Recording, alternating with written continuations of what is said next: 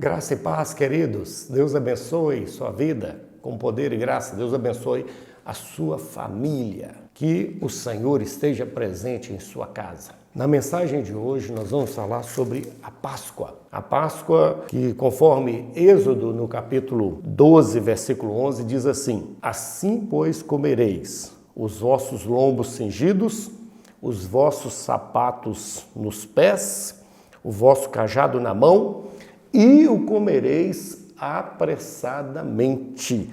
Esta é a Páscoa do Senhor. Então, o que é a Páscoa? Qual o significado da Páscoa para nós? A Páscoa era uma celebração instituída por Moisés, seguindo a ordem de Deus. Moisés introduz, então, a Páscoa no mundo hebreu. Quando? Qual ocasião, pastor? Acontece que por volta da manifestação da 10ª praga de Deus contra o povo do Egito, quando o Senhor estava trabalhando com a nação do Egito para que deixasse os hebreus saírem livres. Lembre-se você que os hebreus foram escravizados no Egito por muitos anos e agora o Senhor quer arrancar os hebreus com mão forte e Faraó estava impedindo. O Senhor então ordena que os hebreus se preparassem porque viria uma grande e última praga, a derradeira e última praga sobre os egípcios.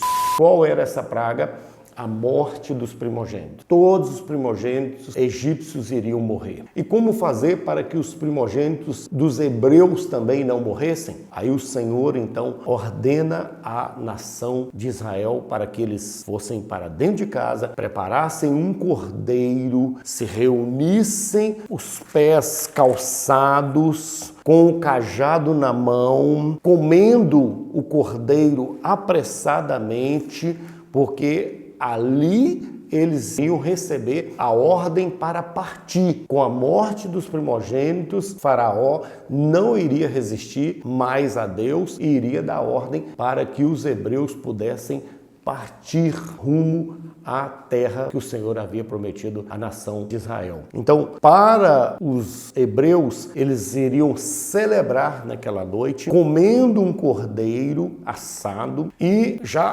prontos a partir. Assim aconteceu, veio a morte dos primogênitos egípcios e os hebreus tiveram suas casas protegidas, porque ao sacrificar o cordeiro, eles aspergiram, quer dizer, passaram o sangue sobre os umbrais da porta. Passando o sangue sobre os umbrais, ou do lado de fora, no portal, ou no marco da porta, para você entender melhor, quando a morte veio assolando o Egito, ao chegar na porta dos hebreus, o sangue estava aspergido. Então o anjo da morte passava adiante, ou pulava. Pular é o que significa, então, Páscoa, ou passar, ir adiante. Então, toda vez que o sangue estava aspergido sobre a porta, aquela casa não experimentaria mais a morte do primogênito. Com isso, Deus deu um grande livramento ao povo hebreu e passou assim a ser celebrado em todo o mês de Abib, ou mês de Nisan,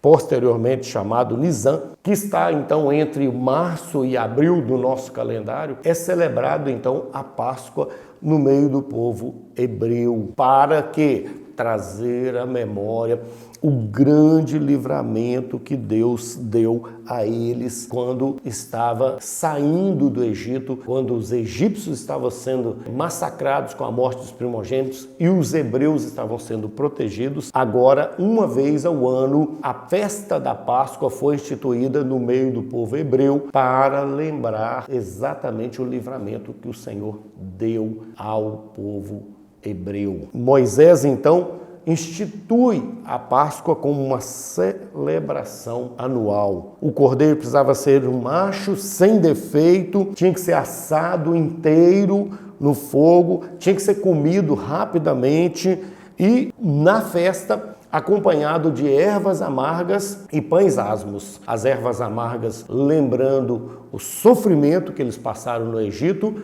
os pães asmos lembrando a purificação. Jesus era levado com seus pais todo ano a Jerusalém para uma festa da Páscoa que todo judeu ou hebreu celebraria ou celebra ali no mês de Abib, que tornou-se aí o seu primeiro mês do ano no calendário judaico. Então Jesus também, posteriormente, torna-se como um cordeiro. Esse cordeiro da Páscoa, na realidade, é uma simbologia do cordeiro de Deus que seria enviado para tirar o pecado do mundo. Jesus torna-se, então, como o cordeiro. Quando João Batista avistou a Jesus vindo até ele disse, chamou Jesus e identificou Jesus: eis o cordeiro de Deus que tira o pecado da humanidade ou do mundo. Então Jesus, ao mesmo tempo que ele foi o sacerdote, ele foi também o cordeiro. Ele fez o sacrifício, mas ele se ofertou como sacrifício. E celebramos então o cordeiro, que é Cristo, que foi oferecido para salvar a humanidade, e o sangue de Jesus que foi derramado ali na cruz do Calvário, agora aspergido em nossos corações, ele nos purifica e nos livra da morte e da condenação eterna. E aí a nossa celebração agora então, pós-Cristo, é a ceia do Senhor. Nós respeitamos e entendemos a celebração da Páscoa como uma festa judaica, entendemos, só que nós celebramos agora a verdadeira Páscoa, o memorial do Cordeiro que foi entregue, morto e ressuscitado, derramou seu sangue por nós, que é Jesus Cristo. Nós agora celebramos então, conforme o Senhor mesmo instituiu na véspera da Páscoa, na sua última Páscoa,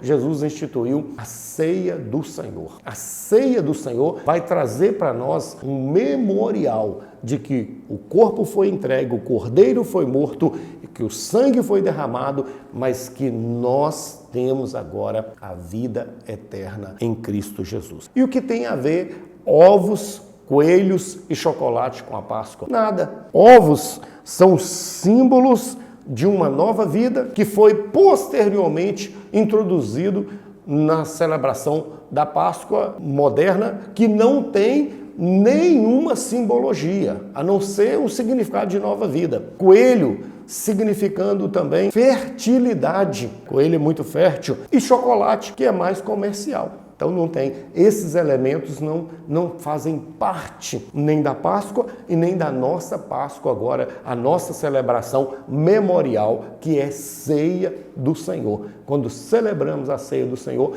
nós estamos trazendo o memorial de que Cristo morreu, mas ressuscitou ao terceiro dia, derramou seu sangue e nos resgatou da morte eterna, nos dando vida e vida eterna em Deus. Que Deus te abençoe, te guarde, te dê a paz, que o Senhor venha falar ao seu coração com poder e graça. Fique na paz, entenda a Páscoa de Jesus. Que Deus te abençoe, a paz de Cristo.